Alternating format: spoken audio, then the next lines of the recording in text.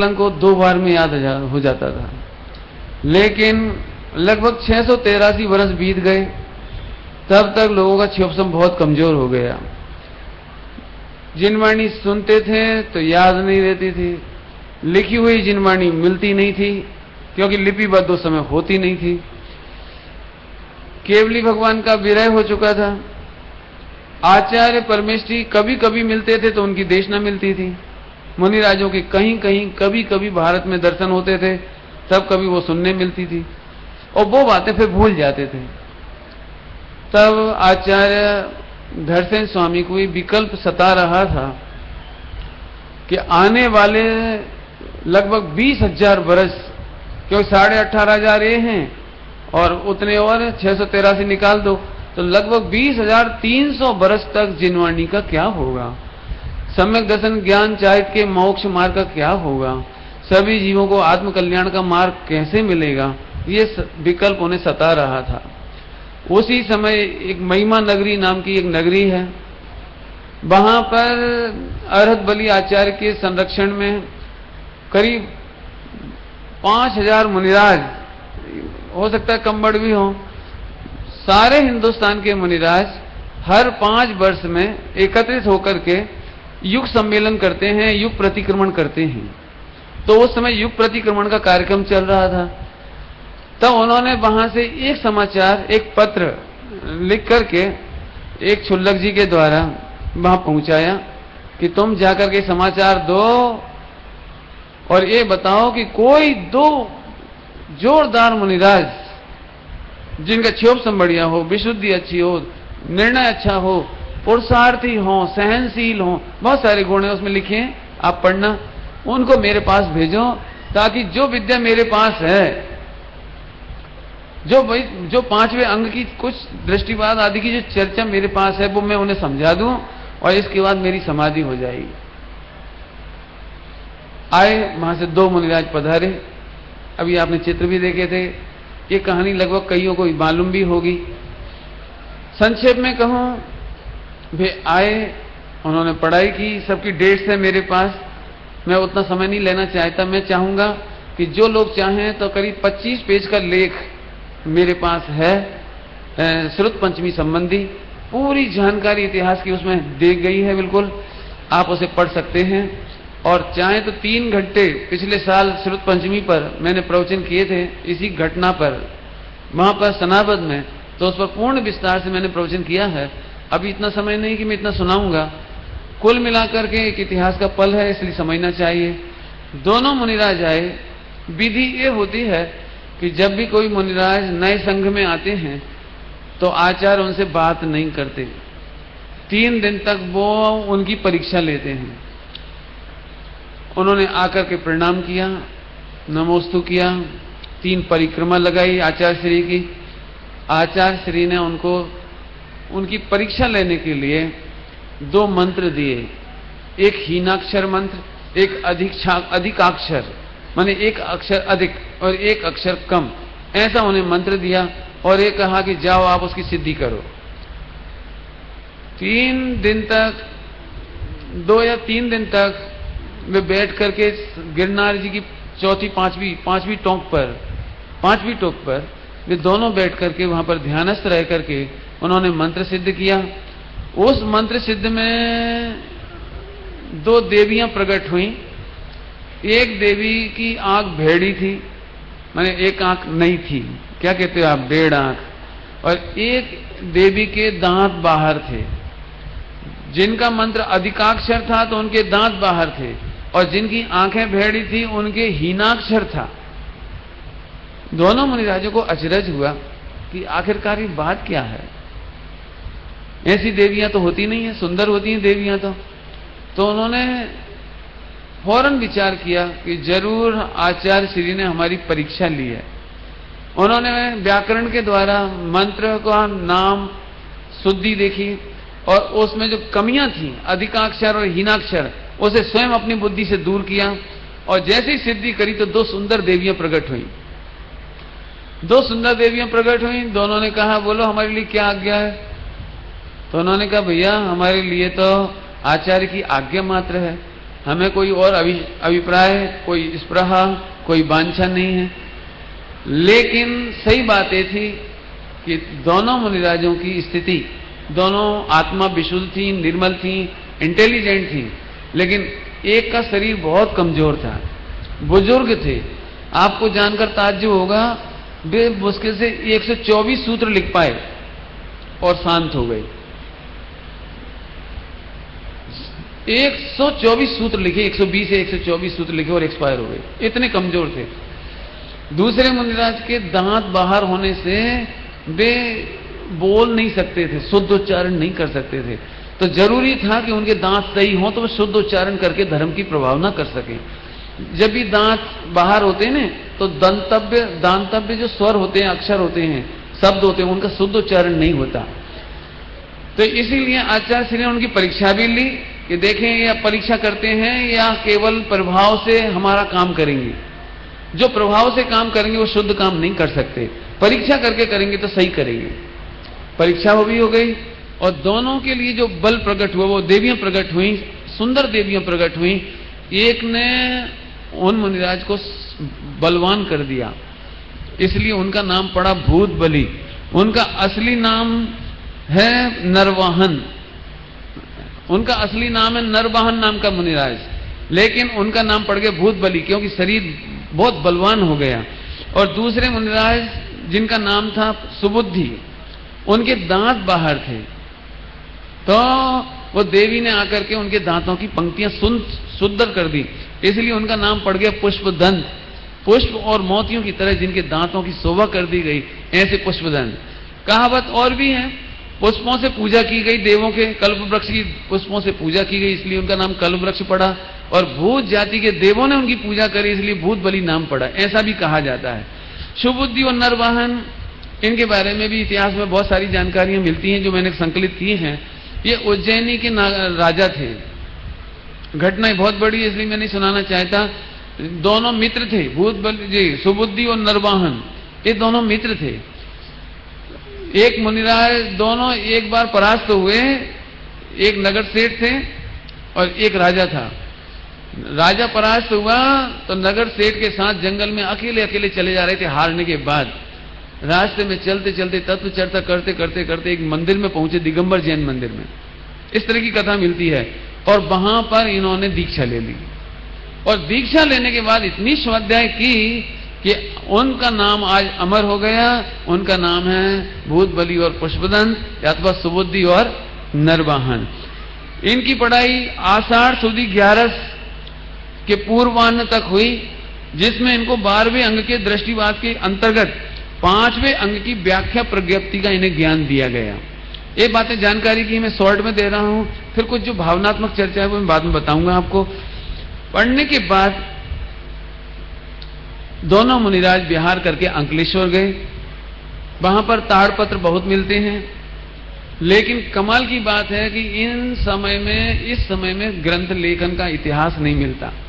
पहुंचे वहां, उन्होंने बहुत विचारणा की।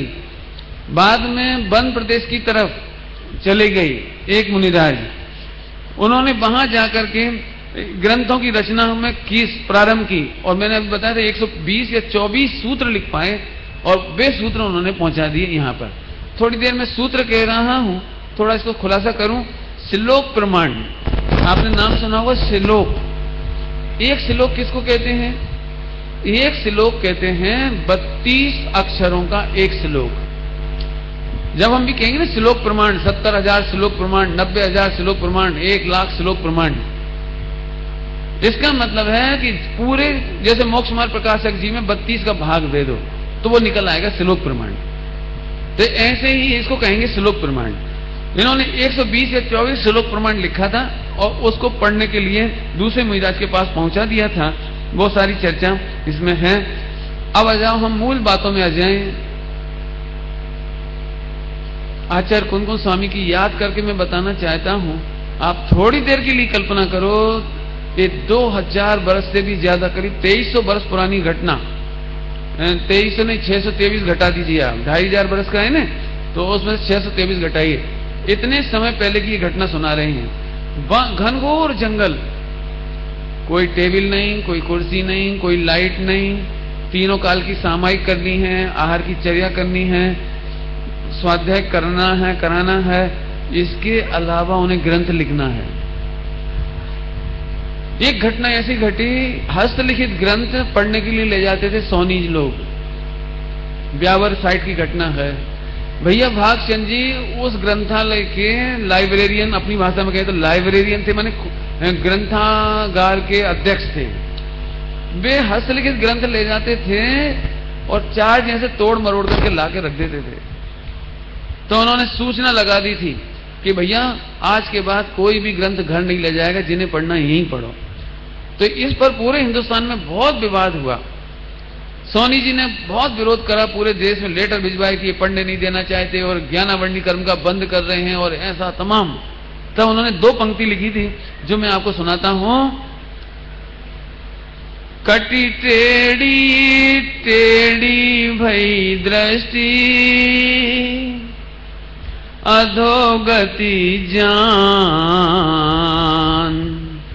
लिखी जात अति कष्ट सो, सठ जानत आसान। आपको मालूम है आचार्य कुंदकुंज स्वामी ने 84 पाहुड़ लिखे, उनको भी एक नाम आता बग्र ग्रीवाचार्य। उनकी गर्दन टेढ़ी हो गई थी लिखते लिखते। क्यों? ऐसे नहीं है सुविधा जो ऐसे लिख रहे हो, ऐसे लिखना पड़ता था। इतना सा ताड़पत्र पर कम से कम 6 से 8 पंक्तियां, इतने छोटे ताड़पत्र पर 6 से 8 पंक्तियां, और एक ताड़पत्र पर बिना कॉमा फुल स्टॉप के, बिना पैराग्राफ के बड़े बड़े समास लिखने पड़ते थे। और कम से कम 300 से 350, 250 से 350 शब्द इतने छोटे ताड़पत्र पर आना चाहिए। कांटों से अथवा बारीक लोहे की सुई, उसके द्वारा पकड़ करके ऐसे लिखना पड़ता था। मैं दिखाऊं आपको एक्टिंग करके। साधन कुछ नहीं था, बारीक बारीक अक्षर लिखना जरूरी थे। आप कभी ताड़पत्र देखें, बिल्कुल बारीक महीन अक्षर, और ऐसे लिखने पड़े और कंटिन्यू लिखने। आप कंप्यूटर पे 2-4 घंटा काम करो तो आपकी आंखें दुखती हैं, गर्दन दुखने लगती है। आप कल्पना करिए, जंगल में आचार्य एक टाइम आहार लेने के बाद ग्रंथ लिखते थे। कटी टेढ़ी, कटी मैंने कमर, कटी टेढ़ी टेढ़ी भई दृष्टि, अधोगति जान। अधोगति माने नीचे देख रहे हैं ना, नीचे झुक करके, नीचे झुक रहे, तो अधोगति माने झुक करके लिखने से। लिखी जाते अति कष्ट सो, सठ जानत आसान। आज मैं आपको बहुत सारा इतिहास सुनाना चाहता हूं। आपको मालूम है इस परंपरा में फिर हजारों ग्रंथ लिखी गई। जानकर आपको ताज्जुब होगा, विश्व का सबसे ज्यादा हस्तलिखित साहित्य, ताड़पत्र का साहित्य, पाली प्राकृत का साहित्य, संस्कृत का साहित्य यदि लिखा गया है तो वो जैन समाज के दिगंबर मुनिराजों ने लिखा है। विश्व को संस्कृत की सबसे सुंदर व्याकरण देने का श्रेय यदि किसी को है तो जैनेन्द्र व्याकरण। हमारी व्याकरण भी हमारे पास।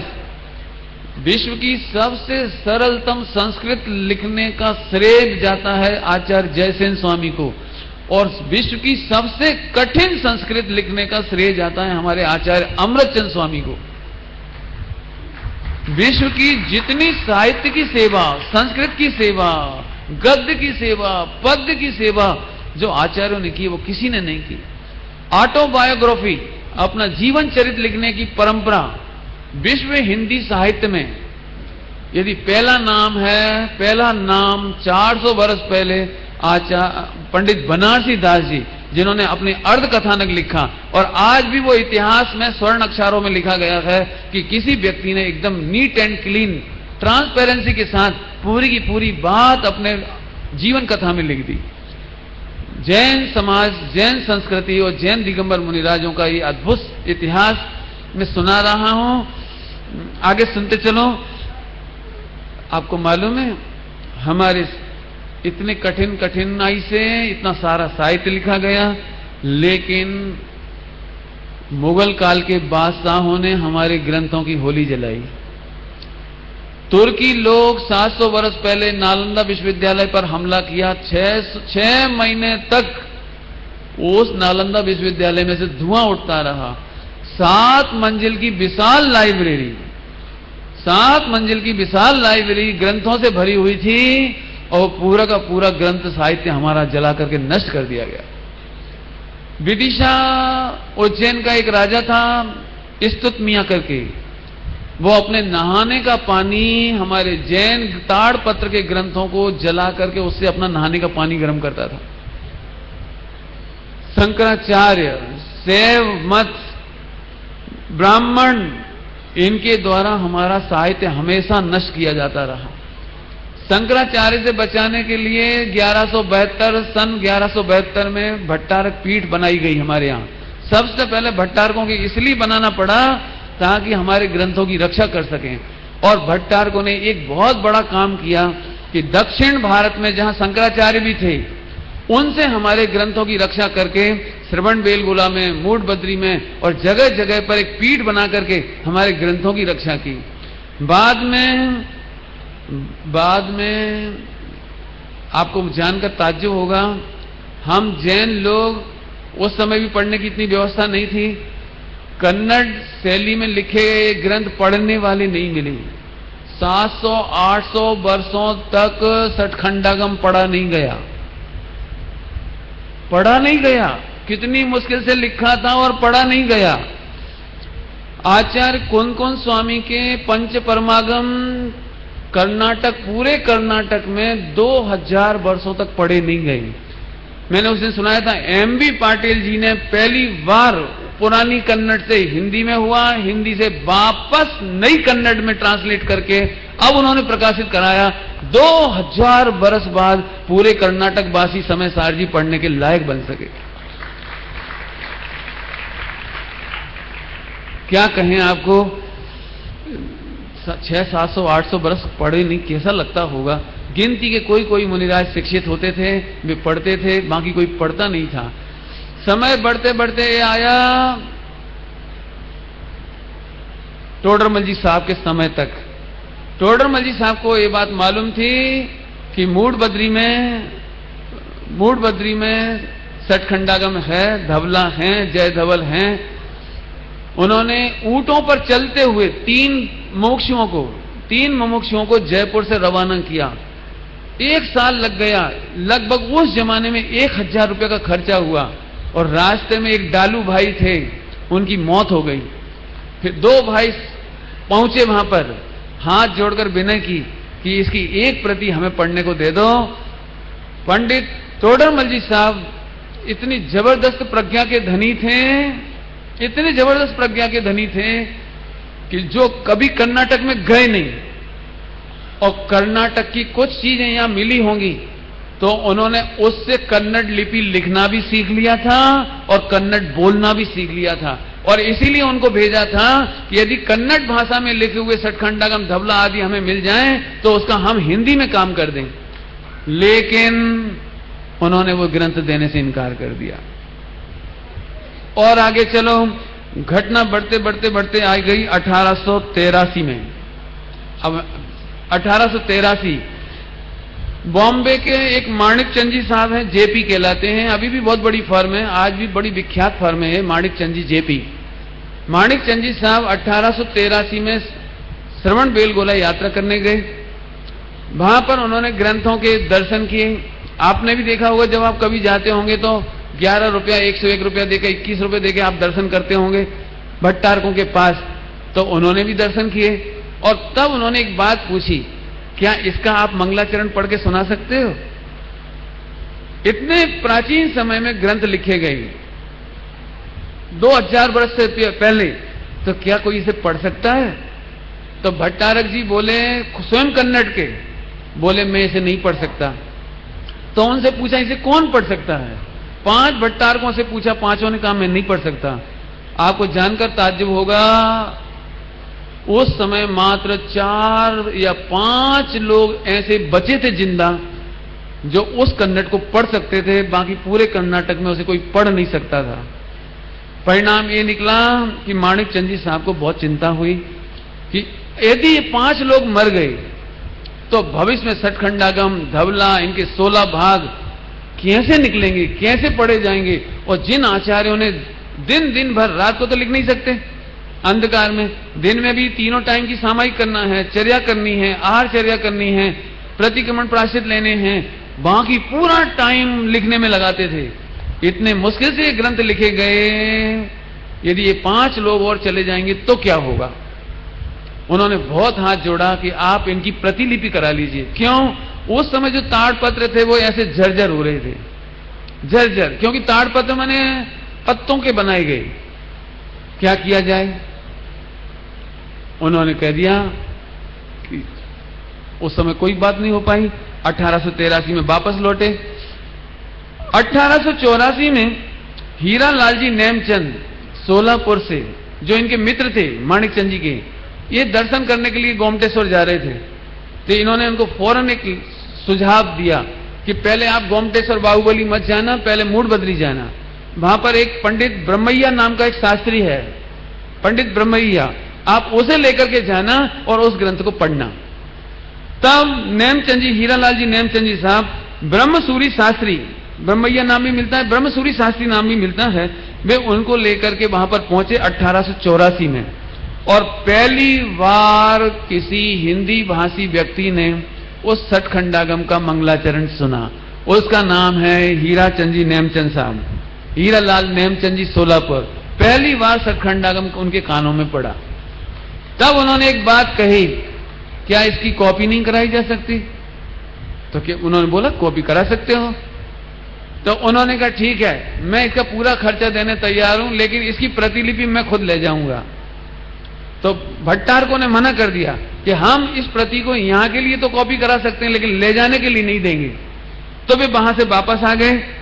इसके बाद 1890 में मूलचंद जी सोनी अजमेर, मूलचंद जी सोनी अजमेर वाले पंडित गोपाल दास जी बरैया जी के साथ तीर्थ यात्रा करते हुए श्रवण बेलगोला पहुंचे। उन्होंने एक बार फिर कहा कि हमें इसका काम कराने दीजिए। सोनी जी ने सारी व्यवस्था करी, लिखाना शुरू भी हुआ। थोड़ा सा लिखा नहीं पाया। सोनी जी को ये विचार आया कि भैया ये लिखवा रहे हैं, सारा खर्चा हम दे रहे हैं, तो इसकी कॉपी हम ले जाएंगे। तो भट्टारकों ने फिर मना कर दिया, वो काम फिर वहीं रुक गया। मूलचंद जी सोनी जी वापस लौट के आ गए। बाद में 1895 में एक समाचार पत्र चलता था जैन समाज का, उसका नाम था जैन बोधक। उस जैन बोधक समाचार पत्र में एक योजना निकाली गई, सठखंडागम, धवला आदि का इतिहास, मतलब ग्रंथों को सुरक्षित करने के लिए पूरे हिंदुस्तान में 100 रुपए, 125 रुपए के, 100 रुपए के पूरे देश में मेंबर बनाए गए, जिसके द्वारा 14,000 रुपए इकट्ठे हुए। 14,000 रुपए इकट्ठा करने के बाद वापस गोमटेश्वर गए। वहां पर 125 रुपए मासिक सैलरी, कितनी सैलरी? 125 रुपए मासिक सैलरी पर ब्रह्मसूरी शास्त्री को अपॉइंट किया ताकि वो लिखने का काम प्रारंभ करें। कमाल की बात यह है, उनके साथ एक मिरज निवासी गजपति शास्त्री, इसका नाम याद रखना आप, गजपति शास्त्री, और एक नाम और बताऊंगा, सीताराम शास्त्री। गजपति शास्त्री को उनके साथ लगाया। आप देखना जरा, मुश्किल से 4-5 लोग उस कन्नड़, ओल्ड कन्नड़ को जानने वाले बचे थे, लेकिन मात्र 1 महीना और 3 दिन काम करने के बाद ब्रह्मसूरी शास्त्री का एक्सपायर हो गए। मिरज निवासी गजपति शास्त्री, इनकी मिसेज इंटेलिजेंट थी, उसका नाम था लक्ष्मीबाई। ये दोनों मिलकर के इस तरह से काम करते थे कि ग्रंथ लिखा भी जा रहा था और चोरी चोरी रात में घर में आकर के उसकी कॉपी भी लिख लेते थे। क्यों? क्योंकि यदि सीधे सीधे कहा जाए कि ये ग्रंथ हमें ले जाना है तो देंगे नहीं किसी भी कीमत पर। तो पहली बार चोरी से ही सही गजपति शास्त्री के दिमाग में ये बात आई कि उन्होंने रात को मीटिंग की लक्ष्मीबाई से। उन्होंने लक्ष्मीबाई से मीटिंग की कि क्या करना चाहिए। तो लक्ष्मीबाई ने सुझाव दिया, अभी नहीं तो कभी नहीं। यदि हमने लिख करके दे दिया तो फिर कभी ये बाहर निकल नहीं पाएंगे। तो वे वहां से कागज के छोटे छोटे पुर्जों पर, कागज की स्लिप पर लिख लिख करके सूत्र लाते थे और घर में रात को बैठ करके लक्ष्मीबाई की मदद से फिर लिखते थे। और वह प्रति लिख लेने के बाद 1915 में वह प्रति निकली। सबसे पहले वो बॉम्बे पहुंचे, माणिक चंद जी साहब के पास, जेपी के पास, कि साहब एक खुशखबरी। बोले बोलो क्या बात है? कि मैं ये सटखंडागम लेकर आया हूं, आप ले लो। तो माणिक चंद जी ने मना कर दिया कि मैं नहीं ले सकता।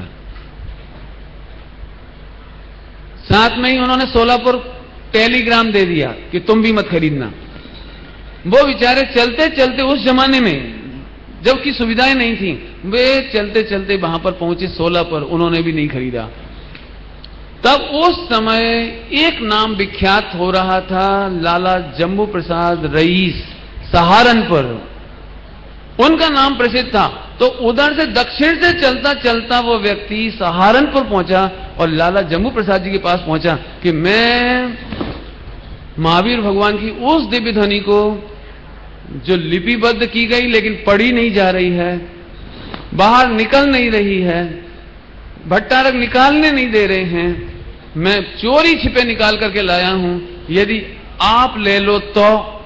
जरा थोड़ी देर के लिए कल्पना करो, महावीर भगवान की दिव्य ध्वनि, पहले तो लिखना मुश्किल, ऊपर से फिर लिखा गई तो पढ़ना मुश्किल, लिखा गई तो रक्षा करना मुश्किल। अग्निकांडों से कर्नाटक में 6-6 महीने होली जली है, सुरक्षा करना मुश्किल।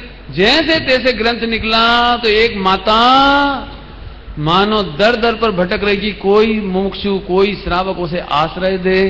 दोनों बड़े सेठों ने मना कर दिया, तो कहां जाएं? यहां तक चलते हुए आए सहारनपुर। और बड़ी खुशी की बात है, वो ग्रंथ देखते से ही लाला जम्मू प्रसाद जी रईस, जिनका मैं कल सम्मान करना चाहता था, उनके परिवार में बहुत तबीयत खराब होने नहीं आ रहे, नहीं तो कल जोर शोर से उनका सम्मान करते। उन्होंने कहा चेक बुक आगे रख दी, तुम्हें जितने रुपए लिखना है इसमें लिख लो, जितने रुपए। मैं जिनवाणी खरीद नहीं सकता, मैं खरीद नहीं सकता, आपको जितना लिखना लिख लो।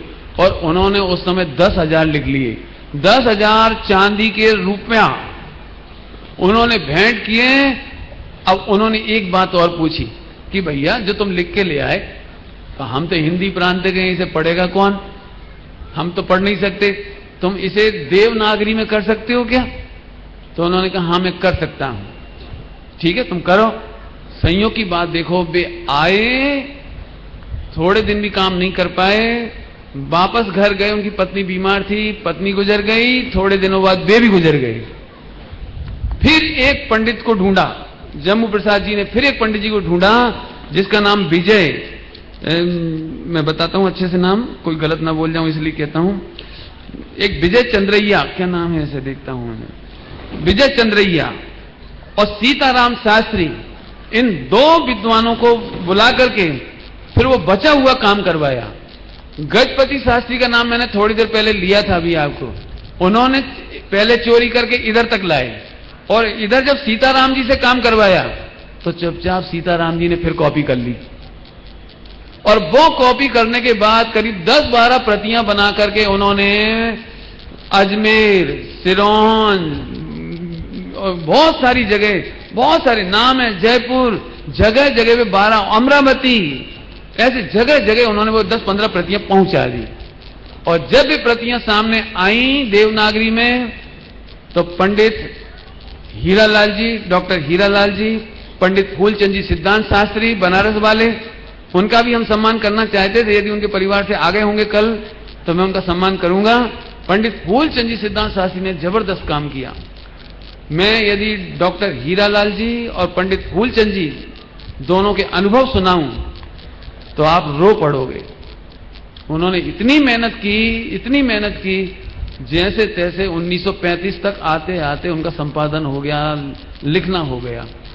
अब ये बात चली कि इन्हें छपाया जाए, आप कल्पना नहीं कर सकते, पूरा दिगंबर जैन समाज के विद्वान इसके विरोध में खड़े हो गए कि जिनवाणी छपाना नहीं चाहिए, कौन सी जाति का व्यक्ति छापेगा, स्याही शुद्ध होगी कि अशुद्ध होगी। और पहले जमाने में सुखाना पड़ते थे छापने के बाद, तो कहां सुखाएंगे, पैरों में रखकर।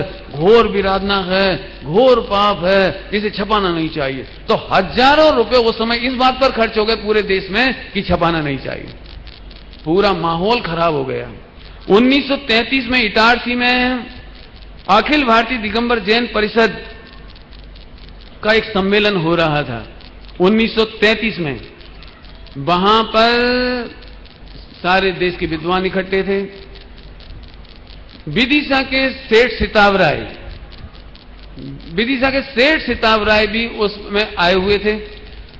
बैरिस्टर साहब, जज साहब, क्या नाम है, जमुना प्रसाद जी बैरिस्टर, वे वहां के अध्यक्ष थे उस कार्यक्रम के।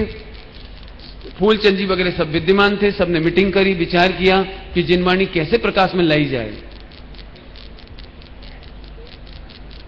उस जमाने में सिताब राय जी, सेठ सिताब राय, भेलसा कहलाता है, विदिशा का पुराना नाम है भेलसा। उन्होंने कहा वे एक बहुत बड़ा गजरत करवाना चाह रहे थे, 3 दिन का जबरदस्त गजरत। उसमें करीब वो 10,000 रुपया खर्च करना चाह रहे थे उस जमाने में। तो जमुना लाल जी उनके कमरे में भागे गए रात को 11:30 बजे। आप कल्पना नहीं कर सकते, उनको 1 बजे रात तक समझाते रहे, 1:30 बजे तक, कि तुम 10,000 रुपया खर्चा करोगे, खूब बड़ी पंगत हो जाएगी, सारे एमपी के लोग आके खा पी के चले जाएंगे, लोग 3 दिन आपकी तारीफ करेंगे, लेकिन जिनवाणी माता का प्रकाशन आज तक नहीं हुआ। एक काम आप करवाओ और एक गजरत कैंसिल करके 10,000 रुपया से आप इस जिनवाणी का प्रकाशन कराओ। तो पहली बार सिताब राय जी को समझ में आई, 2 घंटे लगे समझाने में। उन्होंने स्वीकृति दी, गजरत कैंसिल किया और सठ खंडागम का पहला प्रकाशन कराने का श्रेय विदिशा को है, भेलसा को है। सेठ सिताब राय जी ने वो ग्रंथ का प्रकाशन कराया। इसके पीछे भी बहुत लंबी चौड़ी कहानी है, बहुत मेहनत हुई। एक बार फिर निवेदन किया भट्टारकों से कि मूल प्रति हमें पढ़ने को दे दो ताकि शुद्ध प्रति मिल जाए। चोरी छिपे से बहुत सारी मिस्टेक्स हो गई थी, गलतियां हो गई थी, अशुद्ध लेखन हो गया था। तो शुद्ध लेखन के लिए हमें जरूरी था कि आप हमें मूल प्रति दो। तो भट्टारकों ने मना कर दिया। आप हीरालाल जी साहब के शब्द पढ़ो, डॉक्टर हीरालाल जी के। बोले हम एक एक शब्द के लिए कभी कभी तो हम 6-6 महीने परेशान हुए, एक एक शब्द की शुद्धि करने के लिए रात रात को 2-2 बजे तक हम जागे हैं। उन्होंने ऐसा लिखा है, मेरी ऐसी दशा हो रही थी जैसे किसी अरबपति सेठ का बेटा एक एक टुकड़े के लिए भीख मांग रहा हो, पेट भरने के लिए एक एक टुकड़े के लिए भीख मांग रहा हो, और उसके पिताजी की अपार संपत्ति पर कोई कब्जा करके बैठा हो। मुझे ऐसी पीड़ा हो रही थी। जब प्रकाशन हो गया तब भट्टारकों ने उसकी पूजा भी की, फिर असली प्रति दिखाई और उस प्रति से मिलान करने पर शुद्धता सही हो पाई। अभी भी मैं एक बात कहूं आपको, ये इतिहास है। ये सठखंडागम छप गया, लिखा गया, आ गया, लेकिन आज भी 1% विद्वान भी शायद इसे नहीं पढ़ते। आम पब्लिक तो पढ़ती ही नहीं। लेकिन आचार्य कौन स्वामी ने वह चीज लिखी 2000 वर्ष पहले, जिसने इस पंचम काल को चौथा काल बना दिया। पूज्य गुरुदेव श्री पधारे, उसका उद्घाटन कर दिया। श्रीमद राजचंद जी आए, समय सार जी से बदल गए। गणेश प्रसाद जी पंडित जी समय सार जी से बदल गए। एक नहीं कितने नाम मैं बताता हूं भैया, भागचंद जी का नाम, और भी बनारसी दास जी का नाम। ओहो, आज इसलिए आचार्य कौन स्वामी का नाम पूरे विश्व में लिया जाता है। क्यों? क्योंकि जो वो ग्रंथ लिखकर गए हैं, जो उसकी टीकाएं हुई हैं, वो उसने विश्व में अद्भुत काम किया। फिर से कहता हूं, सठखंडागम लिखा गए, छप गए, पढ़ने वाले अभी भी कितने हैं। अभी और आगे चलो। आज की तारीख में हमें ग्रंथों को मुसलमानों से भय नहीं है, अंग्रेजों से भय नहीं है, हमें तुर्कियों से भय नहीं है, हमें ब्राह्मणों का भय नहीं है। लेकिन एक अद्भुत दुखद आंदोलन है कि स्वाध्याय के खिलाफ कोई ग्रंथ नहीं पढ़े। और पूज्य गुरुदेव श्री का एक ही आह्वान है कि सब स्वाध्याय करो। स्वाध्याय सर्व समाधान कारक है। और आज बड़ी खुशी है कि आज इतना, देखो जब हम सम्मान कर रहे थे तो ये मंडप आधा भी नहीं भरा था। मुझे दुख लग रहा था कि इतने सम्मानी लोगों को हमने देश भर से बुलाया है, उन्हें कैसा लग रहा होगा। और अब जैसे ही प्रवचन प्रारंभ हुआ है पूरा मंडप खचाखच हो गया। माने इसका मतलब है कि आज एक समय वह था जब प्रवचन में भीड़ जोड़ने के लिए सांस्कृतिक कार्यक्रम कराने पड़ते थे, पंच कल्याणक में भीड़ जोड़ने के लिए शादी विवाह के सम्मेलन कराने पड़ते थे। मुझे मालूम है 1974-75 में भोपाल का पंच कल्याणक, तब पब्लिक आती थी। और आज यदि महावीर जयंती के जुलूस में भीड़ जोड़ना हो तो पहले प्रवचन करा दो 7:30 बजे सुबह। पूरा कल्चर बदल गया, पूरा सोच बदल गया। आइए इसके बाद हम चलें 1958 में पहली बार एक ग्रंथ छप करके निकले और 1987 में फिर एक बार भैलसा विदिशा नगरी में ही वो सौभाग्य मिला कि पूरा का पूरा सचखंडागम पहली बार पुस्तकों में प्रकाशित कराया। लेकिन हमारे स्टेशन पर माधवगंज का जैन मंदिर है, विशाल सेठ जी का मंदिर, उसमें पूरे हॉल की दीवारों पर सचखंडागम लिखवा दिया गया है। आज आप कभी भी वहां जाओ तो सचखंडागम के दर्शन कर सकते हो, पढ़ सकते हो, छू सकते हो। अब हो सकता है ताड़पत्र नष्ट हो जाएं, हो सकता है हमारे ग्रंथ नष्ट हो जाएं, अग्निकांड में, भूकंप में, बाढ़ में, सुनामी में, प्रलय में, लेकिन जिस दिन भी निकलेगा सचखंडागम तो विदिशा की भूमि से निकलेगा वापस। ये हुआ हमारा सुंदर इतिहास। अब और मैं इतिहास सुनाऊं उससे पहले मैं आपको एक भजन सुनाना चाहता हूं, जिसके लिए मैंने भावना भाई थी, मैंने निकाल के भी रखा है। एक भजन सुनाने के बाद मैं थोड़ा इतिहास और सुनाऊंगा, यदि आप रुकेंगे तो, क्योंकि 10:15 बज गई है और संडे का दिन है। यदि आकुलता होगी तो छोड़ दूंगा, और नहीं तो 10-5 मिनट में एक सुंदर इतिहास मुझे दिल्ली का सुनाना है, वो भी मैं आपको कहना चाहूंगा, ताकि आपको ये मालूम पड़े कि कितने संकटों के बाद हमारा जैन शासन हम तक आया है। जब ये घटना हुई कि समय सार जी प्रसिद्ध होने लगे, पढ़े जाने लगे, घर घर स्वाध्याय होने लगी, शिविर होने लगे, तो बीच में स्वाध्याय का निषेध करने के लिए ये कहा गया कि ये ग्रंथ मंदिर से नहीं पढ़ाई जाए, मंदिर में नहीं रखे जाए, मंदिर में स्वाध्याय नहीं करने दी जाए। ऐसी बात आई। मेरे समय में भी ये घटना हुई। तब मुझे एक दिन जो मुझे दुख हुआ था उसको मैंने आज के प्रसंग के लिए लिख के रखा था। उसी समय मैं आपको सुनाता हूं। कितनी दुर्लभता से जिनवाणी हम तक आई। मैंने बहुत कम सुनाया, कुछ नहीं सुनाया, समझ लीजिए। आप पढ़ना इसको खास तौर से। कितनी दुर्लभता से, कितने संकटों से, कितनी मुश्किलों से जिनवाणी हम तक आई। आज पूरे दक्षिण और महाराष्ट्र के 90% मंदिरों में आपको पूजा की किताब ही मिल जाए तो बहुत खुशी की बात है। समय सार आदि की तो क्या बात करें। आप जाना दक्षिण के मंदिरों में, आज जहां दक्षिण से ही जैन धर्म के साहित्य का उद्भव हुआ, वहां के मंदिरों में साहित्य नहीं है। यदि है तो लॉकअप में है। 99% मंदिरों में स्वाध्याय नहीं होती, पाठशाला नहीं चलती।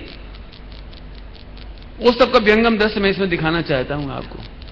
मेरी बहुत बड़ी भावना है कि अकलंग निकलंग जैसा काम करो बच्चों, शास्त्री बन करके अकलंग निकलंग जैसा काम करो, ये जैन शासन की ध्वजा आगे बढ़ाओ। इसके लिए गीत सुनाता हूं। जिन वाणी माता आंसू बहा, कोई पढ़े नहीं। ये 1987 की घटना है। हो कोई पढ़े नहीं, कोई सुने नहीं, नित ही बरते कसाई। जिन वाणी माता, वो जंगल का दृश्य जब लिखी जा रही थी, और आज वो ताड़पत्र अलमारियों में बंद हैं, कोई पढ़ता नहीं, टूट रहे हैं पन्ने। कई लोग ऐसा कहते हैं, हम पंडित जी कोई पढ़ता तो है नहीं, घर में कहां रखें, जगह नहीं है। पंडित जी आप कहो तो मंदिर में छोड़ दें, समय शिखर जी में सिरा दें, नदी में सिरा दें। मुमुक्षु कहने लगे, वो हाय दुर्भाग्य। लोग हमसे पूछते हैं इनका क्या करें। तो सुना, एक नाम कहता हूं मैं आपको, स्वामी नारायण का चुस्त है, और श्रीमद जी से प्रभावित होकर वो सोनगढ़ दर्शन करने गया। और एक स्थान पर कोई व्यक्ति चुपचाप ऐसे ग्रंथ छोड़ के चला गया, प्रवचन सार जी वगैरह। जब उसने उठा करके देखा तो उसकी आंखों में आंसू आ गए कि कोई व्यक्ति लापरवाही से तीर्थ यात्रा करता करता आया और ऐसे छोड़ के चला गया। आपको जानकर ताज्जुब होगा, अहमदाबाद में उसने एक ऐसी संस्था खोली अपने पैसे से। आज वो स्वामी नारायण का चुस्त, शायद पंकज नाम है, एक नाम है, मेरे पास लिखा है उसका एड्रेस। वो व्यक्ति उसने अपने और साथियों को इकट्ठा किया, स्वामी नारायण, उसने पूरे हिंदुस्तान में कह दिया कि तुम जिनवाणी रद्दी में नहीं बेचना और तुम जिनवाणी गंगा में, नदी में नहीं बहाना, आप कृपया करके मेरे पास पहुंचा दो, मैं उनकी बाइंडिंग कराऊंगा, मैं उसको रखूंगा। और अनंत भाई सेठ ने उसे इतनी मदद की है कि एक पूरी बिल्डिंग खरीद करके दी, पूरी अलमारियां हैं। और आज आप जाकर देखो, आप सन्मति संदेश के अंक लौटाते हो और वो बाइंडिंग करके रखता है। आप आत्मधर्म के संदेश अंक लौटाते हो, वो बाइंडिंग करके रखता है। जब मैं उनके पास पहुंचा कि मैं आपकी क्या मदद कर सकता हूं, तो उन्होंने मेरे से ये नहीं कहा कि आप मुझे पैसे दिला दो, अलमारी दिला दो, आप मुझे कुछ दिलवा दो, ये नहीं कहा। उन्होंने कहा, पंडित जी यदि आप मेरी मदद कर सकते हो तो मेरा ग्रंथालय देखो और आप अपने योग्य जो भी ग्रंथ समझते हो यहां से ले जाओ, बस यही हमारी मदद है। और मैं आपको कहता हूं, आपको कभी जिनेंद्र अर्चना खरीदना हो तो आप वहां फोन कर दो, मैं नंबर बता सकता हूं आपको, वहां फोन कर दो, वहां से आपको जिनेंद्र अर्चना मिल जाएगी, आपको पुराने पुराने अभिनंदन ग्रंथ मिल जाएंगे, बहुत शानदार शानदार साहित्य मिल जाएगा। लेकिन मैं आपसे कहना चाहता हूं, वो नॉन जैन होकर जिनवाणी की रक्षा करके अपना भगवान बनने का काम कर रहा है और हम अपने घर में से जिनवाणी माता निकालकर बहुत बड़ा पाप कर रही है। मेरे से पूछो तो हम में से कोई गरीब नहीं है। सुनो, लड़के की शादी हो, 5 लड़के हों, 5 लड़कों की शादी में दहेज मिले, तो आज तक किसी ने कहा है भैया हमारे पास जगह नहीं है, भैया फ्लैट है, छोटा सा मकान है, हम पे जगह नहीं है, हमें नहीं चाहिए? कोई कहता है? 2 कमरे और बनवा लेते हैं 25 लाख के, 20 लाख के, 15 लाख के। बस मैं कहना चाहता हूं बेटे, कभी कितनी भी अधिक जिनवाणी हो जाए, आप उसके लिए कमरा बनाओ, उसके लिए अलमारी खरीदो। एक बार निकालना पड़े तो साड़ी निकाल देना, गहने निकाल देना, बर्तन निकाल देना, लेकिन अपने घर से जिनवाणी नहीं निकालनी।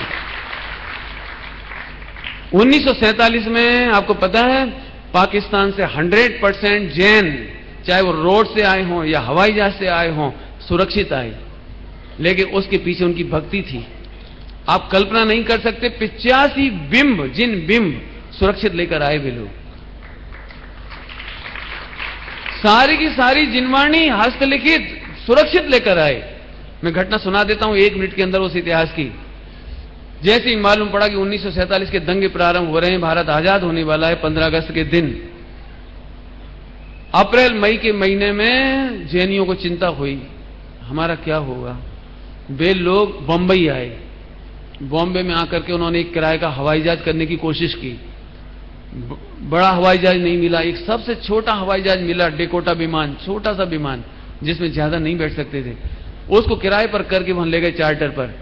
उसमें सारे मंदिर की प्रतिमाएं, सारा साहित्य उसमें पैक करके रखा। जितने लोग आ सकते थे जैन लोग, पैसे वाले, उन्होंने अपना कपड़े बर्तन वगैरह सामान लेकर के बैठ गए। सरदार जी उसके हवाई जहाज को उड़ाने वाले पायलट थे। सरदार जी ने कहा, आप इन स्टैच्यूओं को क्यों ले जा रहे हो? ये तो वहां बहुत मिल जाएंगे जयपुर में, आप इन्हें क्यों ले जा रहे हैं? इनको छोड़ दीजिए, मेरा हवाई जहाज ओवरलोड हो गया है, हवाई जहाज उड़ नहीं सकता। या तो आप ये प्रतिमाएं या साहित्य कम करो, नहीं तो उड़ेगा नहीं। आप कल्पना कर सकते हो, सारी महिलाएं एयरपोर्ट पर उतर गईं। उन्होंने कहा, तुम हमें छोड़ जाओ, हमारा सोना चांदी छोड़ जाओ, हमारे बर्तन छोड़ जाओ, कपड़े छोड़ जाओ, लेकिन एक भी प्रतिमा कम नहीं होगी। वापस सरदार को भी मन में आया कि इनकी इतनी भक्ति कि महिलाएं नीचे उतरने तैयार हैं, बच्चे नीचे उतरने तैयार हैं, लेकिन प्रतिमा नहीं। पारसनाथ की सेम प्रतिमाएं बहुत सारी आई थी, चाहते तो कुछ छोड़ देते, एक आध ले आते। मोक्ष मार्ग प्रकाशक बहुत सारे लाए, चाहते तो छोड़ देते, लेकिन एक ग्रंथ नहीं छोड़ा। सरदार जी ने सोचा चलो देखते, ट्राई करके बैठा लिया सबको, एक चीज भी नहीं छोड़ने दी, वापस बिठाया और हवाई जहाज उड़ाया। तो सरदार जी को इतना आश्चर्य हुआ जब जोधपुर में वो हवाई जहाज उतरा तो उसने सबसे पहले उतर के कहा कि मुझे आप अपने भगवान के दर्शन कराओ, जिनकी कृपा से हवाई जहाज ओवरलोड होने पर भी, डबल लोड होने पर भी डबल, और ये फूलों की तरह आ गया। मुझे आश्चर्य है, कोई चमत्कार है। आप जानकर ताज्जुब करेंगे, उन सरदार जी ने महावीर भगवान की प्रतिमा, पारसनाथ भगवान की प्रतिमा के दर्शन किए उसी एयरपोर्ट पर, और सबसे पहले उसने रात्रि भोजन का त्याग किया, मांसाहार का त्याग किया, अंडे का त्याग किया। ये हमारा इतिहास। जिन वाणी माता आंसू बहाए, पंचम काल में जैन धर्म में नित जैनी ही लजवा। जिन वाणी माता आंसू बहाए, आत्म को जाने नहीं, आगम की माने नहीं। आत्म को जाने नहीं, आगम की माने नहीं। आगम को झुठलाए,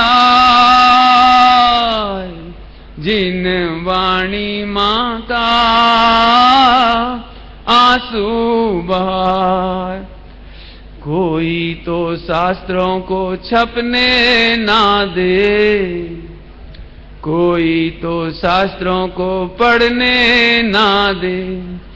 कोई शास्त्र डुबाए, जिन वाणी माता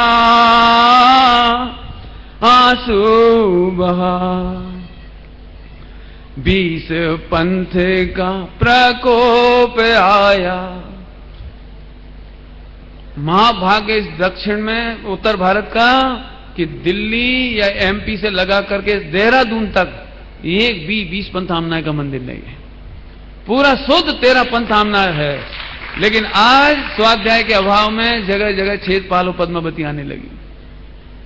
स्वाध्याय के अभाव में, परीक्षा प्रधानता के अभाव में जो कह देते हैं वो काम होने लगता है। 20 पंथ का प्रकोप आया, शुद्धाम नाय को जिसने डुबाया।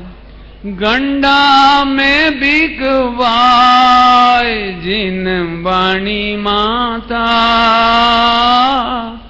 आंसू बहाए। गंडा में बिकवाए मतलब आज देख करके दुख होता है।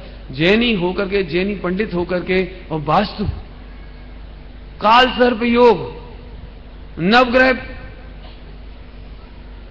और गंडा तावीज, क्या है ये? क्या है? हा, स्वाध्याय के अभाव में सब क्या चल रहा है। आगे देखो, इतना होने पर भी कोई निश्चय के शब्दों में अटका, कोई व्यवहार की क्रिया में भटका। गुणों की पूंजी गवाए, जिन वाणी माता आंसू बहाए। निश्चय व्यवहार का सुमेल नहीं होते, ऐसी स्थिति होती। कोई निश्चय के शब्दों में अटक जाता है और कोई क्रियाकांड में अटक जाता है। इतना सब कुछ होने पर भी आपके कमरे में जो जिनवाणी बंद है, अलमारियों में बंद है, मंदिरों में बंद है। मैंने तो ऐसे ऐसे दृश्य देखे हैं, में से कहा नहीं जाता। लेकिन जब भी तुम वह जिनवाणी खोलने जाओगे, पढ़ने जाओगे, तो जिनवाणी माता क्या कहेगी? आजा आ जाओ चेतन प्यारे, जिनवाणी माता तुझको पुकारे। मोक्ष महल में जा, जिनवाणी माता आंसू बहाए। माने वो जिनवाणी भी आप पढ़ोगे समय सार जी तो भगवान आत्मा कह के बुलाएगी, इधर आओ भगवान बनो, बद्दा भगवान छोने, बद्दा भगवान थाओ। बोलो भैया अब किसकी सेवा करना है? मैं सच कहता हूं, पढ़ने लिखने वाले बच्चों से कहता हूं, बेटे तुम्हें मिथ्या दृष्टियों की सेवा करना है कि सर्वज्ञ की सेवा करना है? बोलो।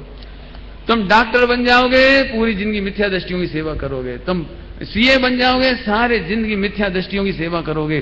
तुम और जितनी विद्याएं हैं सब, अब सॉफ्टवेयर इंजीनियर बनोगे, 6 महीने में सॉफ्टवेयर बेकार हो जाएगा, बदल जाएगा।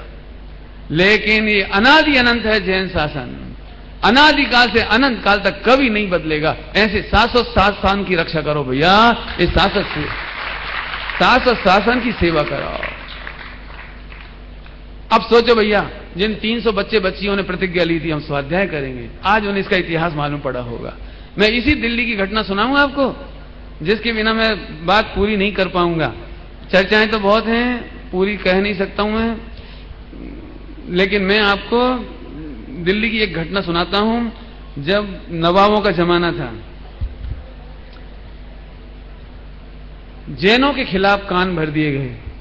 ये जैन लोग, आप नवाबों की मजाक उड़ाते हैं, रात में नहीं खाते, आलू नहीं खाते, अंडा नहीं खाते, मांस नहीं खाते। वो नवाब को गुस्सा आ गया, उसने ऐलान करवा दिया, ढिंडोरी पिटाते नहीं, क्या बोलते हैं, पिटवा दी, ड्योढ़ी पिटवा दी पूरे दिल्ली प्रदेश में। दिल्ली में, मेरे राज्य में सारे जैनियों को रात में खाना कंपलसरी, और जो रात्रि में भोजन नहीं करेगा उनकी सारी संपत्ति जब्त कर ली जाए। हुक्म निकल गया। आप कल्पना कर सकते हो, उस समय हमारे त्यागी भी थे, व्रती भी थे, प्रतिमाधारी भी थे। घर घर में जासूस घूम रहे थे, उनके गली गली में जासूस घूम रहे थे। जैनियों का कत्लेआम किया जा रहा था, जैनियों की संपत्ति लूटी जा रही थी। जो जोश में चढ़ रहे थे ना, जोश में, ऐसे कैसे हमारा जैन धर्म, हम रात को नहीं खाएंगे, हम पानी छान के पिएंगे, लोगों का कत्ल होने लगा। तब जैन समाज की मीटिंग हुई कि भैया, हर अंधेरी रात का व्यय होता है और हमेशा दिन निकलता है। नया प्रभात आए तब तक हमें आत्मघात नहीं करना चाहिए, मरना नहीं चाहिए। सबने मीटिंग की और उस मीटिंग में एक फैसला पास करा कि सभी के घरों में रात्रि में चूल्हे जलाए जाएं, सभी के घरों में खलबट्टा बजाए जाएं, डेगचियों में, तवेलियों में चम्मच घुमाई जाए। हर व्यक्ति रात्रि में भोजन की चर्चा करे, जबकि हम भोजन कथा नहीं करते रात्रि में, आहार की कथा नहीं करते रात्रि में, लेकिन रात्रि में कथा की जाए। हमारे पंडित लोग, हमारे त्यागी लोग, हमारे व्रती लोग दूसरे कमरे में बैठे होते थे और जोर से बोलते थे, अरे भूख लग रही है, रोटी बनी कि नहीं? तो खलबट्टा बजाती हुई कहती थी, बस चटनी बट रही है। रो रो करके समाज की आंखों में आंसू निकले हैं उन दिनों में। रात्रि में चूल्हा जलता था, कड़ी बनाने का नाटक करते थे, सलबट्टा बजाते थे, बच्चों से कहते थे बेटा अच्छे से खाओ, अच्छे से खाओ, नकली डकार निकालते थे, तारीफ करते थे घर घर में, आज तुमने भोजन बहुत अच्छा बनाया। जब उस नवाब का मरण हुआ तब जैन समाज का महाभाग्य जागा। हमने वापस रात्रि भोजन की ड्रामा छोड़ा, हमारा छना हुआ पानी हम प्रैक्टिकल सबके सामने करने लगे। ये हमारी जिनवाणी का स्वाध्याय करने की रक्षा हमने कैसे की है आपको बता नहीं सकते।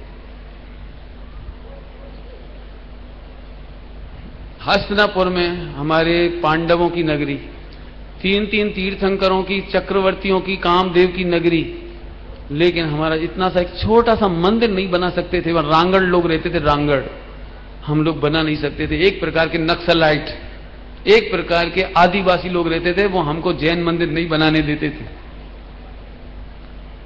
सेठ सगुन चंद जी, संभवतः यही नाम है यहाँ का, सेठ सगुन चंद जी, उनको इतना कष्ट होता था। नगर सेठ, मीरापुर स्टेट है यहाँ पर, एक मीरापुर स्टेट, वहां का एक राजा था, नाम वगैरह सब लिखा है इतिहास में। वो राजा था, वो युद्ध करने गया, उसे 1 लाख रुपए की जरूरत थी उस जमाने में। तो नगर सेठ के पास आया, सेठ जी 1 लाख रुपए चाहिए हमें, युद्ध करने जा रहे हैं, जीत कर आएंगे तब वापस कर देंगे। सेठ जी ने 1 लाख रुपए दे दिया, युद्ध करने चले गए, युद्ध करके लौटे जीतने के बाद 1 साल बाद, तो 1 लाख रुपया मैं ब्याज के लौटाने के लिए पेड़ी पर पहुंचाया सेठ जी के। सेठ सगुन चंद जी कहते हैं, भैया हमने तो आपको कोई पैसा दिया ही नहीं है, हमने आपको पैसा ही नहीं दिया, हमारे खाते में कहीं लिखा ही नहीं है। तो गड़बड़ा गया वो मीरापुर स्टेट का नवाब घबरा गया। क्या कह रहे हो? उस जमाने में हो, कब 300-350 साल पहले, 1857 से पहले की घटना सुना रहा हूं मैं आपको। क्या कह रहे हो आप? देखो तो उस जमाने में कितनी कीमत होगी, 1 लाख रुपया। तो उन्होंने उनके सामने बही खाता रख दिया। कौन सी तारीख कह रहे हैं आप? बोलो। इस तारीख में हमने लिए थे 1 लाख। कि देखो आप। नवाब ने देखा, वहां लिखा था मंदिर निर्माण खाते 1 लाख रुपया, हंसते राजा।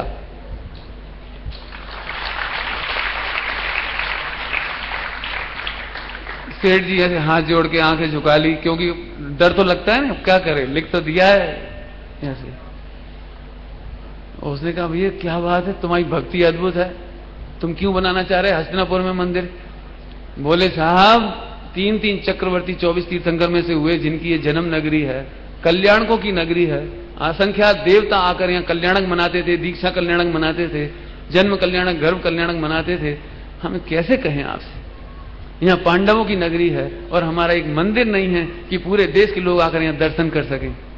बोले ऐसा? ठीक है, मैं कोशिश करता हूं। क्योंकि उनके हाथ में भी नहीं था वो। उन्होंने पूरे आदिवासियों, जिनको रांगड़ कहते थे, रांगड़ लोगों की मीटिंग बुलाई कि तुम जैन समाज को मंदिर बनाने दो। उन्होंने कभी तुम्हारी बेटी की इज्जत लूटी है, कभी तुम्हारा व्यापार लूटा है, कभी तुम्हें तकलीफ दी है, कभी कोई कष्ट दिया है? कि नहीं साहब, जैनों ने हमें कोई कष्ट नहीं दिया, तो तुम इन्हें मंदिर बनाने दो। लेकिन वे जो आदिवासी लोग थे, इनकी धन संपन्नता देख करके जलते थे, लूटते थे, खसोटते थे, लेकिन मंदिर बनाने की अनुमति इसलिए नहीं देते थे कि संपन्न है। तो उन्होंने पहली बार इस तरह मीटिंग करवा करके कहा कि ये मंदिर बनना चाहिए। आपको मालूम है, हस्तिनापुर में जो स्लोप है 13 पंथ मंदिर का, और सबसे फ्रंट का जो मंदिर बना हुआ है, सबसे फ्रंट का, वो मंदिर उस राजा के द्वारा बनवाया गया है, उस राजा के द्वारा पंचकल्याणक कराया गया है। और वो उस जैसा मंदिर निर्माण और पंचकल्याणक आज तक नहीं हुआ। बाद में और मंदिर बने, सब कुछ हुआ, लेकिन उस मंदिर की जो महिमा हमें आती है, वो मंदिर की महिमा हम कभी नहीं भूल सकते। उसके बाद 1857 में वो मंदिर लूटा गया। उसके बाद भी 2-3 बार, 4 बार, जब 1857 की क्रांति के समय और बाद में वो मंदिर लूटा गया। आपको मालूम है या नहीं, उस मंदिर के ऊपर आपको तो छत दिखाई देती है, लेकिन गुप्त रास्ते से ऊपर एक मंदिर का शिखर और है, क्या कहना चाहिए, एक स्टोरी और, एक मंजिल और है। जब भी कभी खतरा होता था, दंगे फसाद होते थे, तो ये सारी प्रतिमाएं ले जाकर वहां सुरक्षित रखते थे। और हमें बड़े सौभाग्य की बात है कि आज तक हमारी एक भी दिगंबर प्रतिमा वहां से क्षतिग्रस्त नहीं हुई। ये मैंने बहुत संक्षेप में इतिहास सुनाया है। मैं चाहूंगा आप इतिहास को पूरा पढ़ें, सुने। मैं बहुत सारा इतिहास कलेक्शन कर रहा हूं, धीरे धीरे मैं उसको लिपिबद्ध, मैं रेफरेंस के कर रहा हूं। आप चाहें उसे ले सकते हैं, पढ़ सकते हैं। ये सारी चीजें मैंने बताई है। समय हो गया, इसलिए अब मैं समझता हूं कल के दिन कोई आलस नहीं करेगा, कोई प्रमाद नहीं करेगा नाश्ता करने में। बल्कि सच्ची बात बोलूं, सब प्रतिज्ञा कर लो कि जब तक हमारा निर्दोष खूब प्रभावना के साथ जुलूस नहीं आ जाए, तब तक हम मुंह में पानी नहीं डालेंगे। हम नंगे पांव चलेंगे, हम उस जिनवाणी को सिर पर लेके चलेंगे। हम बहुत आराधना प्रभावना के साथ जिनवाणी की सेवा करेंगे, सुरक्षा करेंगे। और अब घरों में जाकर के जिनवाणी माता की खूब विनय करो। यदि उन्हें कीड़े पड़ ना जाएं, तो हर 6 महीने में धूप दिखाओ, धूप में खुला रखो। जिन मंदिर में भी यदि खूब सारे ग्रंथ हो, तो सारे ग्रंथालय को खोल करके धूप दिखाओ। मैं क्या कहूं, मुझे मेरठ मंडल, खतौली और भी जगह जगह के मंडल हैं जो हमेशा 50% पर अपना साहित्य बेचते हैं। खूब ले जाओ और खूब पढ़ो। और इसी खुशहाली में हमने यहाँ पर आप लोगों से शिक्षा ले गए। शुरुआत से यहाँ पर 50% की छूट रखी कि हमारे पूरे उत्तर भारत में कोई भी आदमी ये नहीं सोचे हम गरीब हैं, इतना ग्रंथ नहीं ले जा सकते, एक ही ले जाएंगे, 2 ले जाएंगे। अरे तुम तो पूरा ले जाओ, आधी कीमत पर ले जाओ, और फिर भी जरूरत पड़े तो निःशुल्क ले जाओ, लेकिन ले जाओ, उसका आदर करो, सम्मान करो, पढ़ो। ज्ञान दान का फल केवल ज्ञान हुए है। ज्ञान की सेवा करने का फल केवल ज्ञान है। हम अल्प काल में भगवान बने, केवल ज्ञानी बने। इसी भावना के साथ बोलिए सुद पंचमी महोत्सव की जय। धर सेनाचार्य जी की भूत बलि पुष्पदन स्वामी की छठ खंडागम ग्रंथ की। वास्तव में